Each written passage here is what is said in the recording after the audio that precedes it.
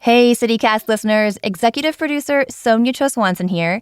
I've got some exciting news. We have just launched a brand new membership program. We started this podcast and newsletter 2 years ago to help you discover new things about Las Vegas and connect with everything we love and also gripe about in this city. We're the show that talks to casino CEOs, union bosses, and industry insiders. Plus, we stayed up late watching the Super Bowl to bring you the freshest conversation about its impact on our city. So if you can't imagine starting your day without CityCast, here's what you can do. Head over to lasvegas.citycast.fm and become a founding member today. Memberships start at just $8 a month, and not only do you get an ad-free podcast feed, you also get major bragging rights for being one of the very first on board. So if you believe in us and the work that we are doing, please become a founding member today at lasvegas.citycast.fm. There are hundreds of social media influencers in Las Vegas. They tell us where to eat, where to sleep, how to gamble. But how good are they? And what happens when their feuds go public and messy? Today on CityCast Las Vegas, we welcome the OG influencer, blogger, and commentator Perez Hilton. A celebrity in his own right, Perez recently made Las Vegas home, and he's already laying down the dish. It's Tuesday, February 27th. I'm David Figler, and here's what Las Vegas is talking about. Perez, you're an OG influencer, some say the original influencer, and you've made Las Vegas home. Since you moved here, let me ask you this. What's been the most fun experience you've had posting on social media? The most fun experience posting on social media. I can only think of right now. Literally, a couple of days ago, I had a 4-day staycation at the Fontainebleau with my son for his birthday. Yeah. So I'm still immersed in that because we ate at, I think, 8 restaurants at the Fontainebleau. Whoa, I got okay. a culinary tour of that new property. And I also took him to do so many things on the Strip. There allegedly is this, I might say, a fallacy that a lot of locals don't like going to the Strip. I mean, I haven't been here that long, but I still enjoy going to the Strip. It's one of the reasons I moved here. I feel so lucky to live in such close proximity to so much going on. Yeah, I mean, we often say that one thing we all have in common is that we pretend to care less about the Strip, but be fascinated by every little thing that happens on the Strip. And so, you know, when we do go to the Strip, I think it has to be a special thing because we are maybe, I don't know, a little immune to its charms and splendor after being here so long. I did see the video of you and your kiddo. They gave you some gifts and you opened it up, and that must have been a lot of fun for both of you. I mean, I've been doing what I do for 20 years now, literally 20 years this year, and I'm still so grateful. I got emotional rewatching the video because, you know, they made my son so happy. And that really is the power of hospitality. It's much more than just a room somewhere. The team at the Fontainebleau made our stay there so memorable. Like, I was surprised. It was really full because I kept hearing people, oh, I went to the Fontainebleau recently and it was empty. I'm not saying this because I stayed there and they were kind enough to give me a media room. So I didn't pay. I like being transparent. But it was full. There was also a convention staying there. So things are already starting to pick up for them.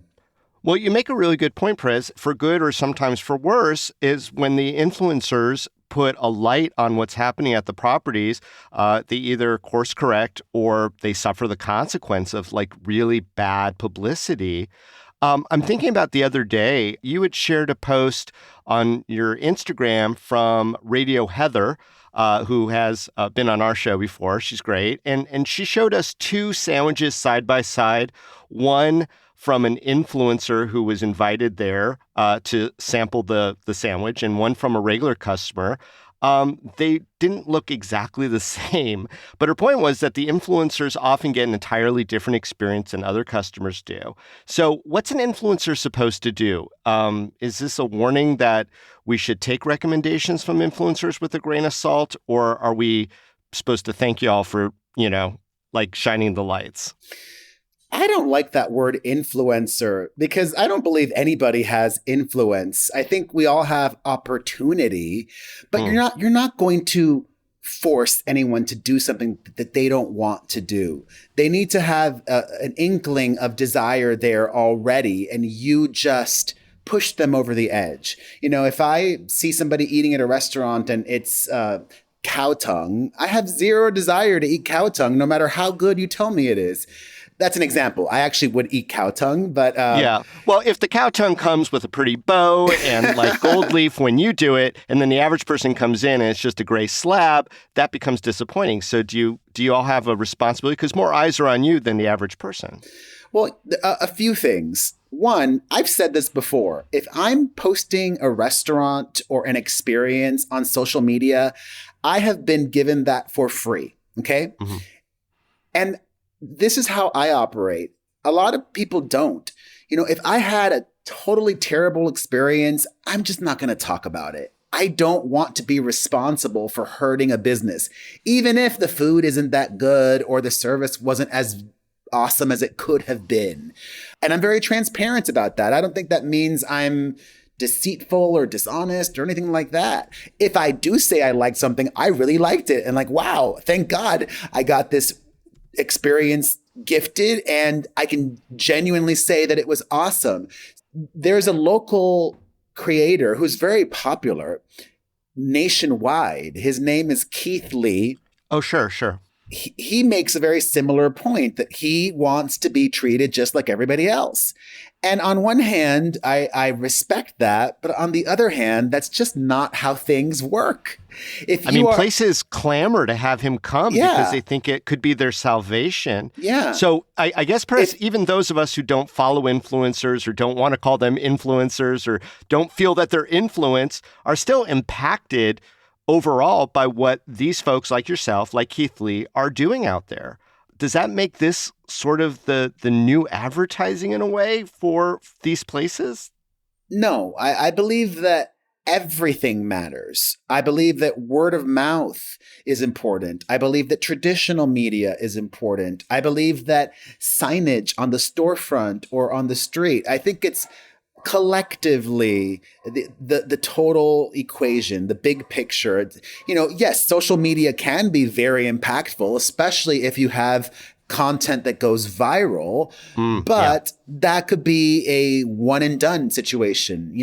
In the food industry, you need repeat customers. You need constant people walking through the door. So if you put all your eggs in one basket, I think that's dangerous because, social media algorithms change or this platform changes that or whatever it might be. So you need to have a holistic approach to entrepreneurship, I believe. So back to Radio Heather's post, what would be your advice to businesses? Her point was that creators get special treatment. Mm-hmm. My point is, so do really rich people. So do celebrities. So do friends of the owner.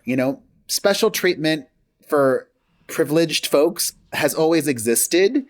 The goal, obviously, is to have as consistent an experience as possible. And at the end of the day, it doesn't matter how many people are posting about your donut shop or whatever. If your donuts suck, eventually it's going to close. Eventually you will fall under the weight of your own yeasty bad donuts. Yes. Okay.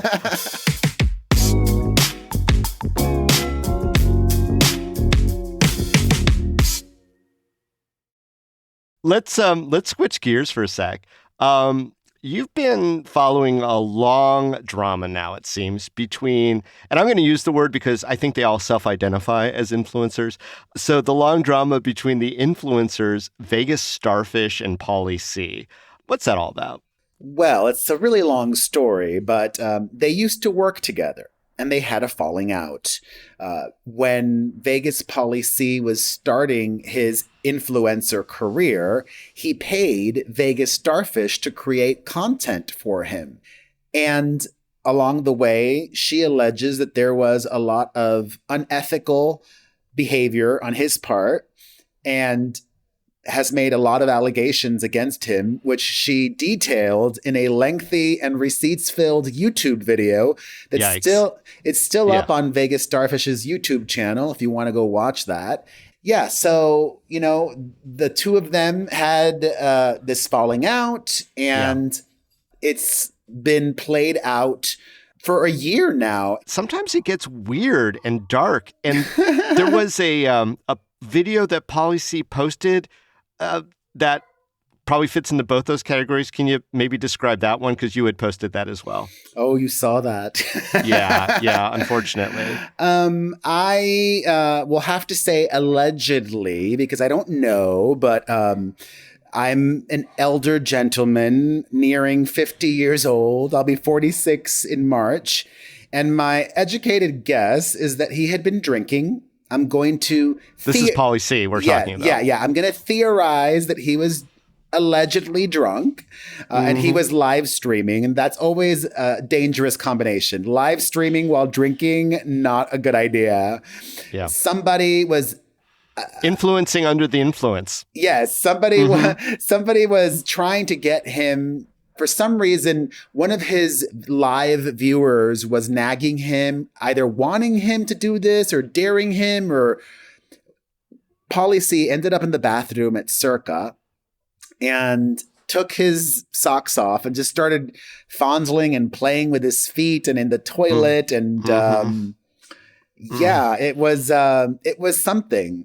He had also asked, and this is the part that really got me, whether or not the person who was challenging him or daring him or whatever wanted there to be more of a scatological component to the dipping. It was horrible. Yeah. And yet, I'm always reminded of the Howard Stern thing that he used to say, is that the people who loved him would listen to his broadcast for 2 hours, and the people who hated him, the trolls, would listen to his podcast for 3 hours. And I don't think all of the allegations against him recently have had a negative impact on his growth. I think he's continued to grow and continue to have local businesses reach out to him. So good. Listen, good on him. I'm not trying to get anybody canceled. I don't care. Do whatever you want, and there's room enough for everybody. I'm not his demo. If I had to guess, his demo is the Trump audience. And Vegas Starfish's demo is not the Trump audience. And there's probably some crossover. I mean, in my mind, I wonder if it's just engagement farming, that they're all just looking for this attention. I was about to say that's absolutely a part of it. That's tied hand in hand to, all press is good press, especially when you're an influencer, because they're just helping each other, and obviously the bigger fish is Vegas Starfish. So it makes sense. Pun intended. Yeah. It makes sense that Vegas Polly C is going after her because you try to get the attention of Goliath, and it helps you grow along the way. And also, I've observed the two of them for so long now that, they may not view it this way. And a lot of influencers might view each other as competition. I think, and if I looked at their analytics, I would probably be correct. My educated guess is that Vegas Starfish and Vegas Polly C have very different audiences. And there's room enough for them, and there's room enough for everybody. Like going back to what I said about influencer, right? Like there's so many quote influencers now in Vegas, like hundreds. Like, are they really influencing? No. I mean, I might see, I don't follow somebody because of the content. I follow them because of how they show me the content. I follow them because of them, because, you might have an opening of an event and there'll be 30 influencers there and they'll make 30 videos, but, most of them might be very average or basic or boring or not stand out. But then that one influencer that I love, oh my God, I want to go there because she really can, like, she's amazing. I love, oh, she had the best, I need to go there. I just look for good videos, first and foremost. What makes a good video? What makes someone a legit influencer through their good videos? I love that I have this opportunity to reach a local audience in Las Vegas, and I'll share one of my favorite up and coming and hopefully definitely on the rise creators. Her handle on Instagram is JULZKIMMM, Jules Kim. What makes her videos great, for example, is she hits all the marks. It's the right amount of length. She's got writing on the video, captions. She's got music. She's got sound effects. She's got voiceover and live audio. Just like the amount of, I don't put that much effort into my videos, because I don't consider myself a Vegas influencer. I'm just sharing my life. Well, you come to the table with a following. A lot of these people are seeking this, some say desperately. And I guess that goes back to this feud between Vegas Starfish and Pauly C is, I'd imagine their livelihoods are involved. And I guess that's the next place I want to go is like, how much revenue can some of these influencers make every month? Someone like Jen G has, I don't know, tilting towards 1 million followers on Instagram. I think she's at 850 now. What's the money that they're all maybe, the pie that they're fighting over? Easily tens of thousands a month, depending on what kind of brand deals they have. Wow. A lot of the influencers that are smaller, they're not making money going to restaurants, and these restaurants aren't paying them to review the establishments, but they are, a lot of them, doing social media for the restaurants. So they'll get they have agencies. So they'll get paid to create content for, this restaurant and that restaurant, and to answer their DMs and all of that, which surprised me. I didn't realize that, Las Vegas Phil is a very popular local foodie, and he's got a marketing agency that does that kind of stuff. Unlocked, another popular foodie creator who also does the same. He'll create videos for all of these restaurants and make money that way, which is good because then they have steady income. They know I'll make this much this month. Somebody like Vegas Starfish also does that. She does videos for the Finger Licking Foodies and Lip Smacking Foodies tour. So then she has regular income every month. And then on top of that, they all do brand deals. A lot of them did some Super Bowl sponsorships, whatever it might be. So yeah, if you're a bigger creator, I'm guesstimating, but for the local audience, but I'm probably $20K a month.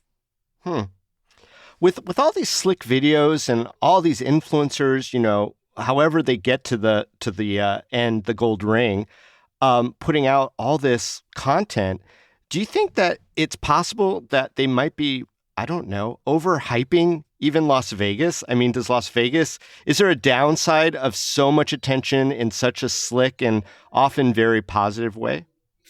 Absolutely. I mean, if you're saying something, because as I mentioned, things are subjective, what might be the best thing ever to you may not be to somebody else, So you have to take everything with a grain of salt. If it piques your curiosity, then check it out. But somebody's best may not be somebody else's even top 10.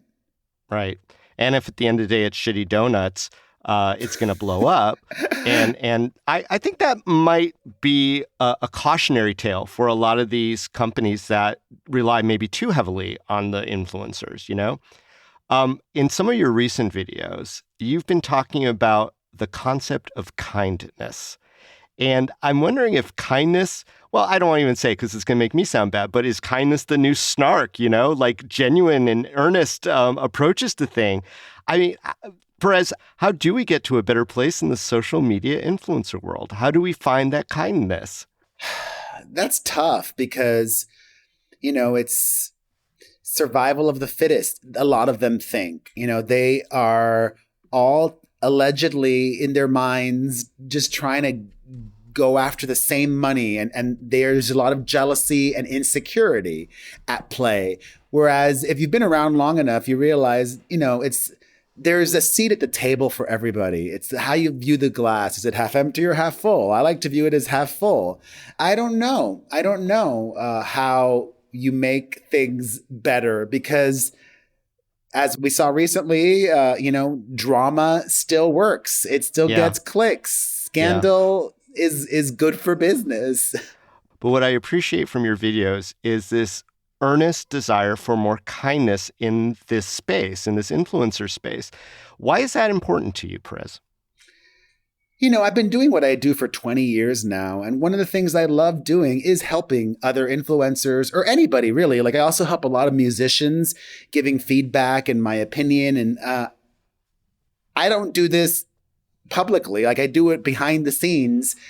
And it's just, I like helping others. And hopefully they'll take my advice, but a lot of times they don't. It's like children. I have 3 kids and they've got to make their own mistakes. And I do believe, especially because we're in Las Vegas, it's a smaller city.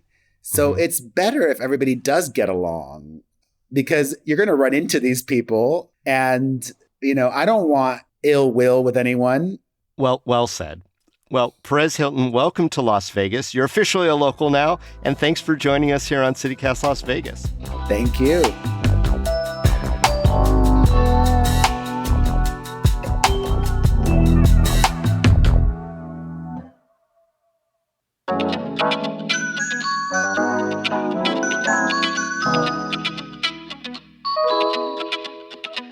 That's all for today here on CityCast Las Vegas. If you enjoyed the show, hey, go tell a friend, rate the show, leave us a review, and subscribe to our morning newsletter. We'll be back tomorrow morning with more news from around the city. Till then, stay lucky.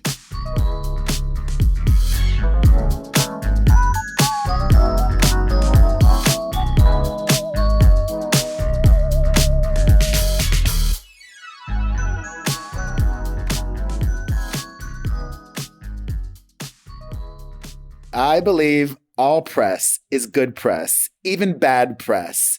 The only negative attention is no attention.